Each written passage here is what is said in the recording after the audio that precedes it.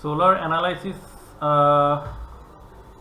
করার পাশাপাশি এখানে বেসিক্যালি আরও কিছু অ্যানালাইসিস করা যায়। যেমন আমরা যদি একটা টাওয়ারের ফ্যাসাদে একটা কিছু প্যানেল এখানে প্রোভাইড করার পরে বেসিক্যালি যেটা দেখা যায় যে সাপোজ আমার প্যানেলগুলো মাঝখানে একটু ফাঁকা থাকবে, এগুলো আস্তে আস্তে ইনক্রিজ হবে, ডিক্রিজ হবে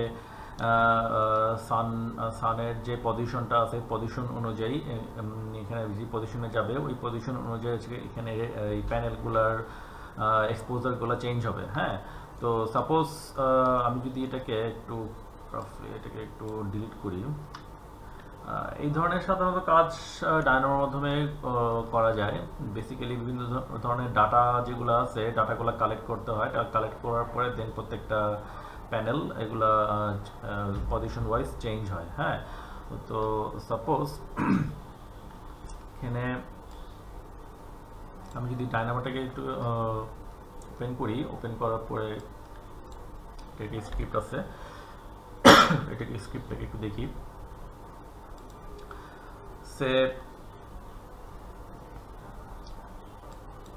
মিনিমাইজ করি। এখানে মোটামুটি এই ধরনের স্ক্রিপ্ট এগুলো তৈরি করতে হয়। এখন এখানে মনে করেন যে আমি যদি এখানে রান অ্যাপ্লাই করার পরে দেখবো যে এখানে সরাসরি টাওয়ারের মতো একটা ফর্ম এখানে জেনারেট হয়ে গেছে, প্লাস পাশাপাশি সরাসরি প্যানেলগুলো এখানে প্লেস হয়ে যায়। তো প্লেস হয়ে যাওয়ার পরে সাথে সাথে দেখবো যে এখানে আমার প্রত্যেকটা প্যানেল সানের যেই সোর্সটা ওর সোর্স থেকে কিভাবে রিলেট করে প্রত্যেকটা প্যানেল এক্সপোজারটা পেয়ে যায় এখানে।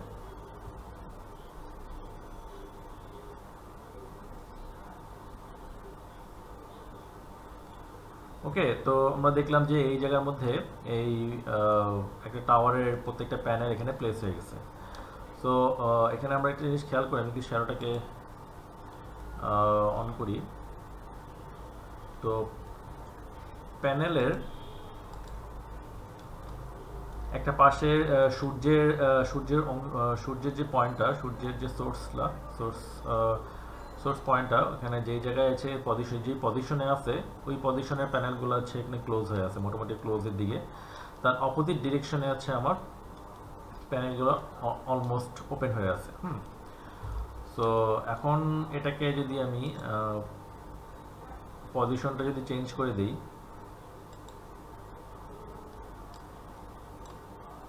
সূর্যের পজিশনটা যদি চেঞ্জ করে দিই, এখানে আমি এরকম একটা পজিশন নিয়ে আসলাম।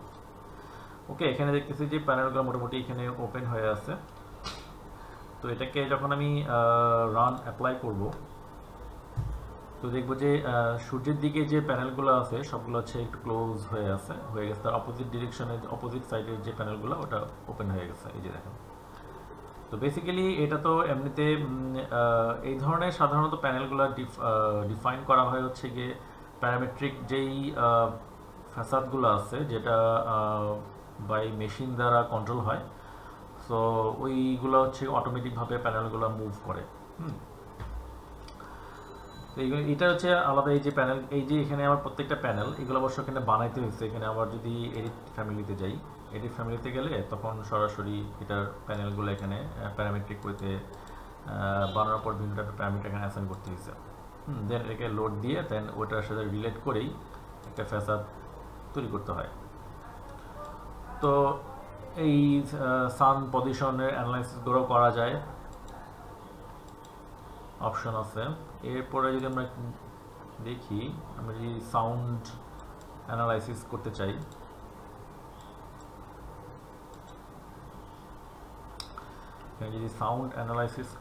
তো সেক্ষেত্রে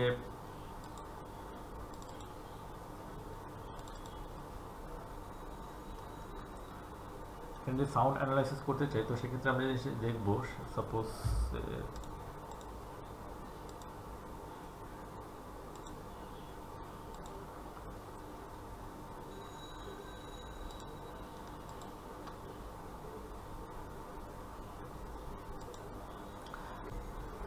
তো এখানে ডায়নামোটাকে যদি সাউন্ড অ্যানালাইসিস করার জন্য ডায়নামোটাকে যদি ওপেন করি, এখানে সাপোজ এরকম একটা জায়গায় এখানে ডায়নামোর ইন্টারফেস এরিয়াতে যদি খেয়াল করি যে আমার এগুলো ওয়াল এরিয়া আছে, এখানে আমার এই দুইটা হচ্ছে সাউন্ড সোর্স, এখানে একটা আছে, এখানে একটা সাউন্ড সোর্স আছে। হ্যাঁ, সো এখন থেকে যদি আমি রান অ্যাপ্লাই করি, অ্যাপ্লাই করলে পরে ডায়নামো ইন্টারফেসের মধ্যে দেখবো যে এখানে আমার যেই একটু ডার্ক টাইপের যে পয়েন্টার সাউন্ড সোর্স, এই সাউন্ড সোর্স থেকে রুমের মধ্যে কীভাবে ইফেক্টটা পড়তেছে, বাইরের ইফেক্টগুলো কীভাবে আসতেছে, কালার দিয়ে এখানে বোঝা যাচ্ছে। হ্যাঁ, সো আমি এটাকে যদি অটোমেটিক করে দিই, তো রাফলি এটাকে যদি চেঞ্জ করি, এটাকে যদি আমি সাপোজ এখানে নিয়ে আসলাম, তখন দেখবো যে সাউন্ডের যে সোর্সের সাউন্ডের ইফেক্টগুলো কোন পজিশন ওয়াইজ কালারের মাধ্যমে এখানে শো করতেছে। ওকে, সে আমি এই জায়গাটাতে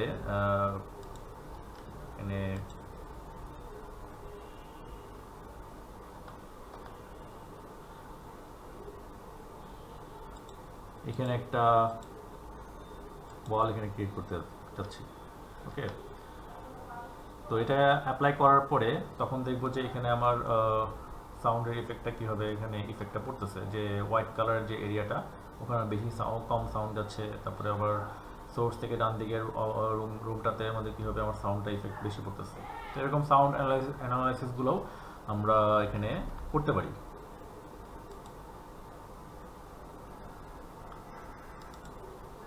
ওকে, তো আমরা এখানে অ্যানালাইসিস করা ছাড়াও এখানে আদার্স যে জিওমেট্রিক্যাল ফর্মগুলো কীভাবে তৈরি করতে হয়, রেভিটের মধ্যে আলাদাভাবে জিওমেট্রিক্যাল ফর্মগুলো বিভিন্ন টাইপের তৈরি করা যায়।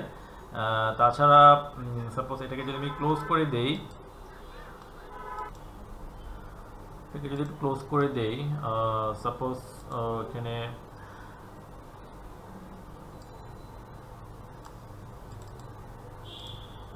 একটা মাস মডেল যদি ওপেন করি, তো বিভিন্ন টাইপের মাস মডেলগুলোকে নিয়ে সরাসরি এই মাস মডেলগুলো আমি কাজ করতে পারি। হ্যাঁ, একটা বিল্ডিংয়ের ফর্মের আকার আকৃতি কীরকম হবে ওটার ফর্মগুলো নিয়ে আমরা এখানে স্টাডি করতে পারি। এবং এটাকে স্টাডি করলে পরে সাপোজ সে এখানে একটা বক্স টাইপের অবজেক্ট সেমিক্স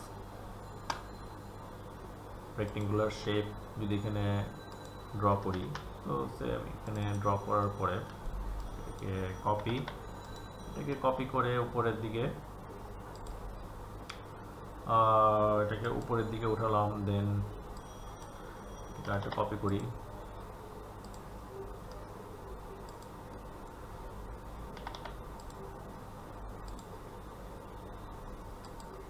ওকে। তো এরকমভাবে কয়েকটা ফর্ম রেক্টেঙ্গুলার বা স্কোয়ার শেপের শেপগুলো নিয়ে আসলাম। তো এরপরে যদি এটাকে রোটেট কমান্ড দিই, রোটেট করি 45 এন্টার, দেন এটাকে আবার 45 RO 45, ওকে। সবগুলো সিলেক্ট করে যদি আমি ক্রিয়েট ফর্ম দিই, তো মোটামুটি দেখবো যে একটা ফর্ম ক্রিয়েট হয়ে যায়। হ্যাঁ, এরকমভাবে বিভিন্ন টাইপের ফর্মগুলোকে নিয়েও আমরা এখানে অ্যাপ্লাই করতে পারি, এখানে ফর্ম ক্রিয়েট করতে পারি। এখানেও ফর্ম ক্রিয়েট করা যায় এবং পাশাপাশি কিন্তু আমার ডায়নামোতেও আমি ফর্ম এবং সারফেসগুলোকে নিয়ে স্টাডিও করতে পারি, বিভিন্ন টাইপের সারফেসের মধ্যে প্যাটার্ন ক্রিয়েট করতে পারি। ওকে,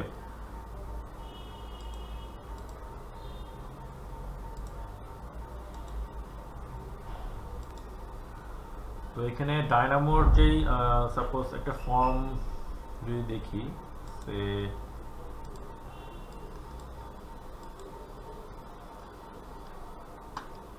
এখানে ম্যানেজ ডায়নামো,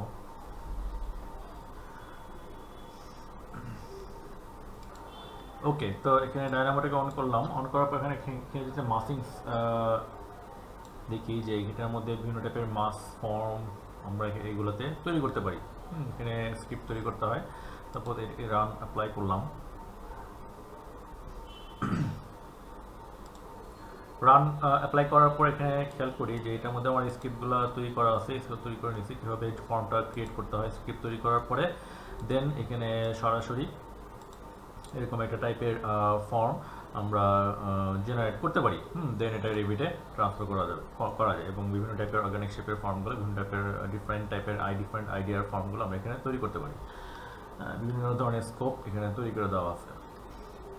এরপরে যদি খেয়াল করি যে আমি যদি সারফেস একটা ক্রিয়েট করি, একটা প্যাটার্ন তৈরি করতে চাই সারফেসে, একটা প্যাটার্ন ক্রিয়েট করতে চাইলে সাপোজ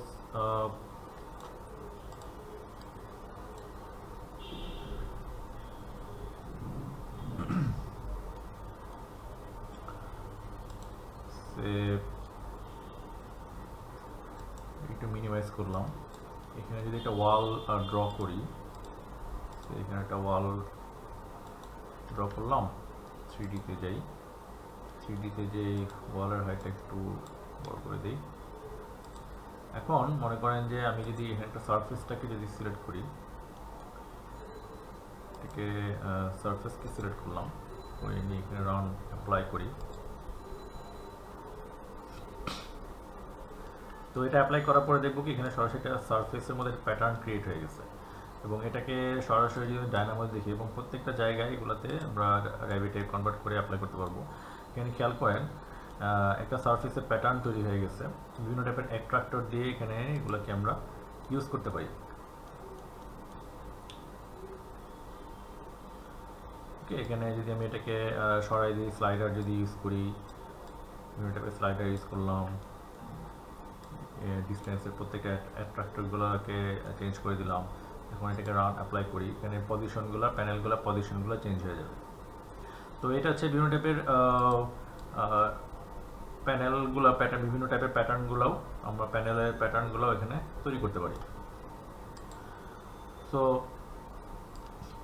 বেসিক্যালি এখানে সাধারণত যেটা আমরা রেভিটের বিভিন্ন টাইপের জিওমেট্রি তৈরি করা যাচ্ছে, বিভিন্ন ধরনের ডাটাগুলো কালেক্ট করা যাচ্ছে এবং বিভিন্ন ডাটাগুলোকে নিয়ে আমরা ইউজ করতে পারতেছি। ড্রয়িং অ্যাজ ইউজুয়াল যেই আমাদের ড্রয়িংগুলো দরকার, আর্কিটেকচারাল ড্রয়িং, হ্যাঁ, ওগুলো সরাসরি আমরা অ্যাপ্লাই করতে পারতেছি।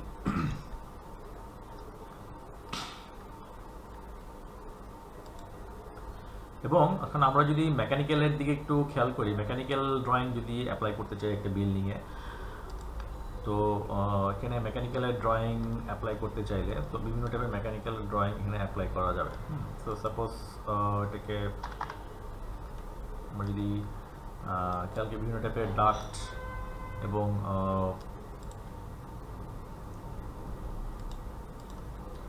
ডাক্টগুলোকে নিয়ে ইউজ করা যাচ্ছে, বিভিন্ন ধরনের ফায়ার ফাইটিং নিয়ে অ্যাপ্লাই করতে পারতেছি।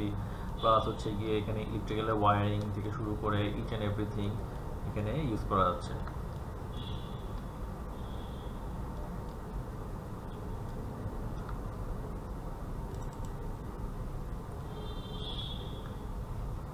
ওকে, সো আমরা এখানে মেকানিক্যাল ড্রয়িংগুলোও এই একই সফটওয়্যার থেকে পেয়ে যাচ্ছি। সো বিভিন্ন ধরনের স্কোপ তৈরি করে দেওয়া হয়েছে এই সফটওয়্যার মাধ্যমে। সো বিম যে প্রসেস, সো এই বিম প্রসেসটা সাধারণত এই টাইপের সফটওয়্যারগুলো শিখতে পারলে আমরা তখন বিমের প্রয়োজনীয়তা নেসেসারিগুলো এখানে অ্যাপ্লাই করতে পারবো এবং এইখান থেকে ডাটা কালেক্ট করে বিম আমরা শিখতে পারবো। ওকে, সো আজকের তাহলে সেমিনার এ পর্যন্তই। তাহলে ইনশাল্লাহ আপনারা দেখেন, আমি এটা ইউটিউবে আপলোড করে দেব। ওকে, আর কারো কোনো কোশ্চেন থাকলে বলতে পারেন। ওকে, ঠিক ইনশাল্লাহ তাহলে নেক্সট সেমিনার ইনশাল্লাহ দেখা হবে। থ্যাংক ইউ, আসসালামু আলাইকুম।